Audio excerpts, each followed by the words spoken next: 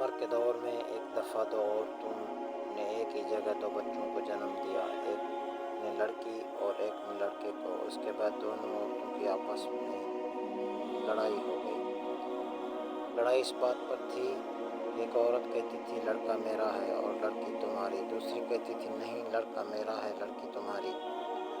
لوگوں نے جب ان کا جھگڑا دیکھا تو ان دونوں کو حضرت عمر فاروق رضی کے پاس لے گئے اور سارا قصہ بتا دیا۔ حضرت عمر فاروق رضی اللہ تعالیٰ عنہ نے سارا قصہ سنا اور فرمایا کہ حضرت علی کو بلایا جائے۔ حضرت علی کو بلایا گیا اور سارا قصہ بتایا گیا، کہا گیا کہ آپ ان میں سے ٹھیک فیصلہ کریں۔ حضرت علی نے سارا قصہ سنا اور فرمایا ان دونوں عورتوں کو ایک ایک چھوٹا برتن دو اور انہیں کہو پردے میں جا کر ان برتن میں اپنا اپنا دودھ لے کر آؤ۔ جب ان عورتوں نے دودھ لا کر دیا تو حضرت علی نے فرمایا ایک میزان لایا جائے۔ جب میزان لایا گیا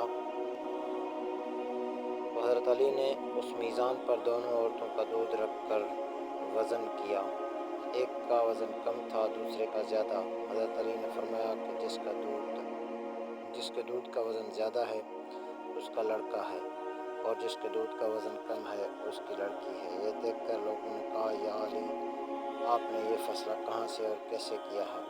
حضرت علی نے فرمایا قرآن سے سب لوگ اپنے اپنے گھروں میں جا کر قرآن کھول کر دیکھیں